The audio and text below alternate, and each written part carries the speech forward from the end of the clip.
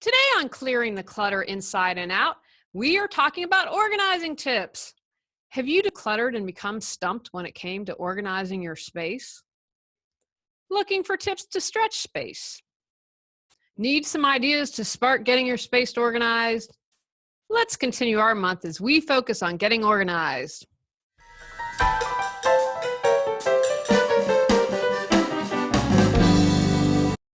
Ready to clear your clutter and share your gifts with the world? Every Tuesday at 1 p.m., join award-winning professional organizer, author, and certified life coach Julie Coraccio on clearing the clutter inside and out, as she teaches you how to navigate the waters to declutter your life. Julie Coraccio destroys the box and examines clutter in all areas: physical, mental, emotional, spiritual, energetic, relationships, health, finances, and more.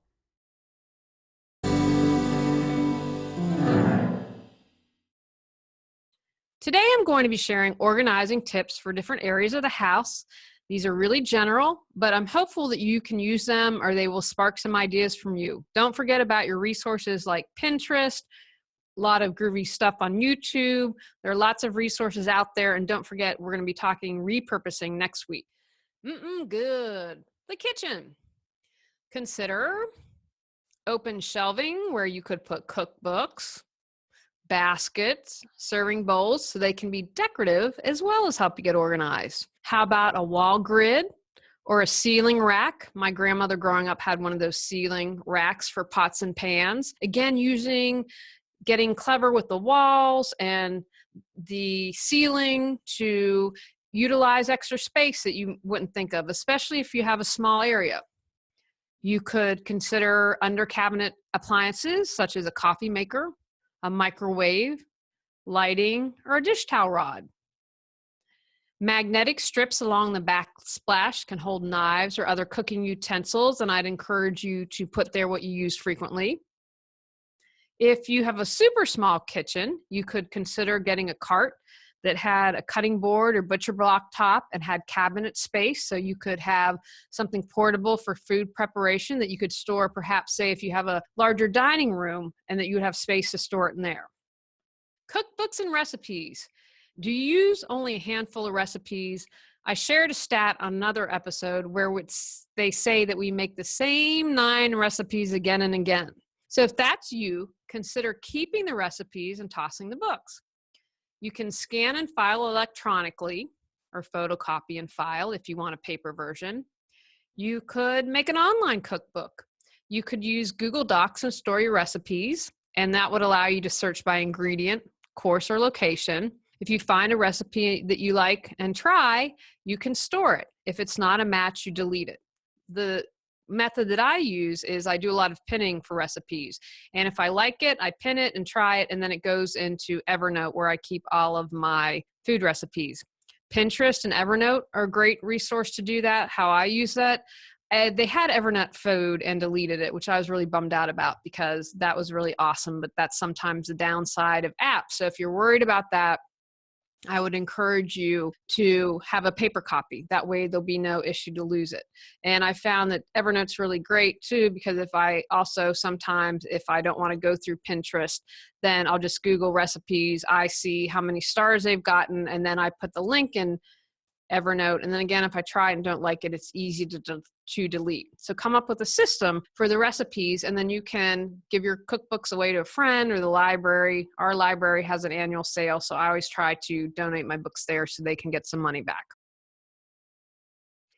The garage. Group in categories that make sense to you. Some things you might find in a garage are lawn and garden care, automotive, decorative, tools, sports, etc. You can use pegboards for tools. Get creative with shelving. And remember, we want to try to get things off the floor and gain space, because if we have items on the floor, they are more likely to morph into clutter. Get creative. When we were remodeling our downstairs half bath, we took out the little cabinet in the sink. We donated the sink. And when we were donating the sink, they had just gotten a big drop off from an office space that was remodeling. And so we grabbed a really great door. And my husband said to me just the other day, he said, I wish we'd have grabbed another door because I would have cut it up and made shelving for our closet because these were really beautiful doors. I was really kind of surprised that they were letting these go. So anyway, brought home the door. We had the lower cabinet space of the bathroom sink that we had let go. And so Tony, my husband, put the door on the bathroom sink, and he's one of these guys that just is very creative and does a lot of handyman stuff. And so that's one of his workspace areas because it's nice and flat for him to work on it. And we have everything organized below of his projects. Don't forget the ceiling. There are lots of storage options. It's a great place, and I would suggest putting things that you don't access frequently, such as luggage, decorations, or maybe your pet carriers. Now remember, in the garage, you are going to be subjected, or your items, I should say, to outdoor elements. So it's very important that you want to containerize them or cover items that might be affected by dust, rain, such as pet carriers or luggage. Create a map near the garage door with groups and categories where everything's stored. Now, these aren't organizing tips for your space, but I wanted to share this because they're safety tips for the garage. Make sure you dispose of hazardous materials properly. Make sure highly flammable materials are tightly sealed and closed and locked if you're storing them. Allow for 20 inches around the furnace, and take the time to match the paint to the rooms that you have in your home, the current paint scheme, and release the rest. Basements. Make sure when you're organizing, you keep the drain clear. I suggest using waterproof plastic bins. And you know those packets of silica gel that you get with your sneakers or shoes, and you're like, why am I getting these? Those are great to put in plastic bins in the basement because they help absorb moisture. I'm going to suggest using wooden pallets. Those are usually easy to find because they help get items off the floor. I read somewhere once there are two types of basements, those that have flooded and those that have yet to flood. So you're going to want to make sure, I suggest at least a foot off the floor, and that you have them in plastic bins. You have wooden pallets as an option to get off the floor. Make sure that you leave space around the fuse box, furnace, and water heater. And this is a great place to have smoke and carbon monoxide detectors and fire extinguishers. And I would not suggest using cardboard boxes down here because they could get wet and then you could ruin things. At my college reunion, my friend brought our yearbook, and it was all when something gets waterlogged like a yearbook, because we had a flood and it was in a cardboard box, and so it got soaked in water.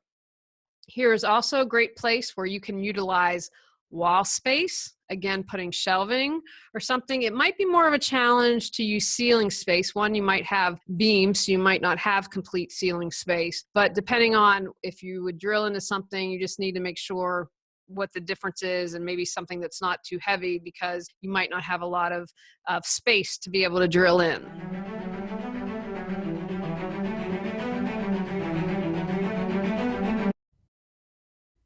Do you keep saying you'll declutter, get organized, or pursue your dreams someday, but someday hasn't come? Learn how Julie Coraccio can support you at reawakenyourbrilliance.com.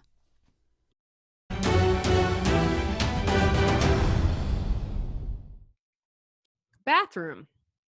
Keep flat surfaces clear because this is a place in the bathroom, especially if you have more than one person, or things can really easily get cluttered. Don't forget to get rid of expired meds, but don't flush them down the toilet. See if your town has a turn-in day. And I'd encourage you not to store extra supplies here when you're getting organized. Use the vertical space. You've probably seen something that you can put behind the toilet. That is going to give you much more space. You can use something in the shower to store your shampoo and your conditioner and your body soap so that you don't need to have all those big containers in there. You can use baskets and pull out. I love the pull out baskets that you can use in little cabinets for space. And again, shelving is something you can get creative with. Use a mirror that is also a cabinet, a medicine cabinet, so you have room to store things there as well. Closet. Look at adjusting shelves. Maybe with a little adjustment, you will create space. Utilize your doors and walls. I have a hanging shoe rack behind the door that was left by the people who I purchased the house from. You can also store items underneath your bed. However, that's bad feng shui, but I just throw that out there as an option. If you adjust the shelves, also look at repositioning or removing rods. Again, just doing some configuring and tweaking might create more space.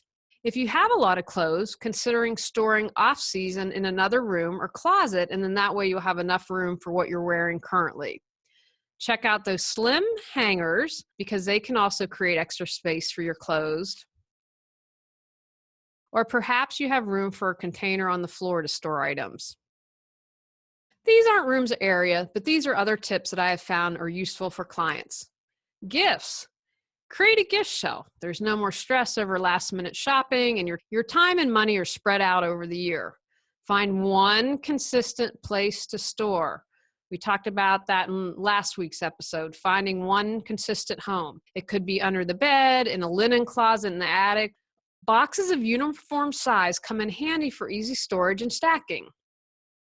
Keep some type of inventory so you know what you have in your boxes. Re-gift, but make sure you write down who gave it to you. You don't want a Seinfeld moment. This way, if you create a gift shelf, you can be on the lookout throughout the year at flea markets, yard sales, estate sales. At the beginning of the year, determine all the birthdays, anniversaries, etc., occasions that you need to buy for. Create separate lists for people and occasions. Write down the gift ideas, sizes, hobbies, and the year, and a monetary limit. Don't forget that. If we write a limit, we won't overspend. Keep the master gift list in your purse or wallet. Go through your list at the beginning of the month. And if you always have that on you, or if you want to keep it in an app, you're at the yard sale, be like, oh my gosh, Susie would love this, and you can pick it up. Get out the door quickly. Create an area for everyday items such as mail. If you have a family, create an area for each child so they put their coats, backpacks, etc. A location for borrowed items such as library books or movies. Have often used items in easy reach. It's easier to put mail into an open cubby than a drawer. Have an open mailbox system. You have a label slots for permission slips, bills to be filed, etc. If you have younger kids, put their name or pictures for labels, and you want storage that's easy reach for them. If they can shove something on the shelf, you have a better chance of keeping it neat. Hooks for kids, coats, and etc. at their level. Make it easier for the kids. The easier it is, the more likely they are to do it. I suggest having higher rows and hooks and cubbies for adult gear, paperwork, and anything that's out of season. Don't forget the pets. Have an area or hooks for leashes, waste pickup, and cleanup. I also suggest having near the door a recycling bin or a trash can for whatever you need to throw out. Organizing a family calendar. Have everyone's activities, appointments, and meetings on one central calendar. Use different colors to differentiate between different family members. If you have a physical calendar, consider having a pocket to store permission slips, invitations, and your colored pens to write. You do it electronically, designate an area where you can easily find the invitations, permission slips, etc. Add invitations and appointments as soon as you decide yes. Also encourage you schedule family nights, date nights, you nights. These are flexible from week to week, but write them down on the calendar. Make these a keep at all cost appointment. You want to be organized, you want to have a decluttered mind, you want to be well rested considering adding these appointments. You can use something like Widgeo, which is an online calendar, or Google Calendars if you want to go electronically. Some tips for family health records. Have vital records on all your family and pets. Create a medical reference file that include the birth date, doctor's names, and phone number insurance that's current. Compile a list of current health, allergies, including food, major health issues and surgeries, and medical history.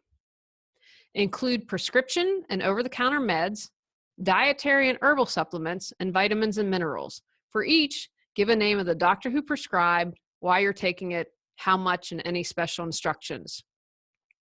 Finally, some general organizing tips. Have less stuff coming into your living space. If you don't own it, you don't have to organize it. Have a place for everything, your bills, your mails, whatever is necessary for you to keep around. Say no to hand-me-downs, reading materials, beauty samples, whatever your clutter kryptonite is. Learn where you are challenged and where you tend to collect and what clutter it is that you correct. When you're aware of that, you can start to solve it and not bring it in the home. Simplify, simplify, simplify. Do you need 5 serving bowls, 6 types of hair conditioner, and 7 sets of sheets? Probably not. So see where you can simplify. Stop thinking you're saving for someone or they thought that they could use it. They probably can't. You worry about you and trust others that you love will get what they need when they need it. Take actions from today's podcast. Group your items into categories that make sense to you and how you would go to retrieve it. Look to stretch or create space by moving rods or shelving. Create more space by utilizing wall or ceiling space. Stop it before it starts. If you don't buy it, you don't have to organize it. In our bonus episode next month, we'll talk to a woman who changed her life by getting organized. Go out, clear the clutter to create the life you choose, deserve, and desire. Ready to live a more joyful and fulfilling life? Sign up for our newsletter at reawakenyourbrilliance.com and receive a free copy of 10 Steps to Clearing Clutter Inside and Out. If you enjoyed today's episode, please rate and review Clearing the Clutter Inside and Out. See you next Tuesday at 1 p.m.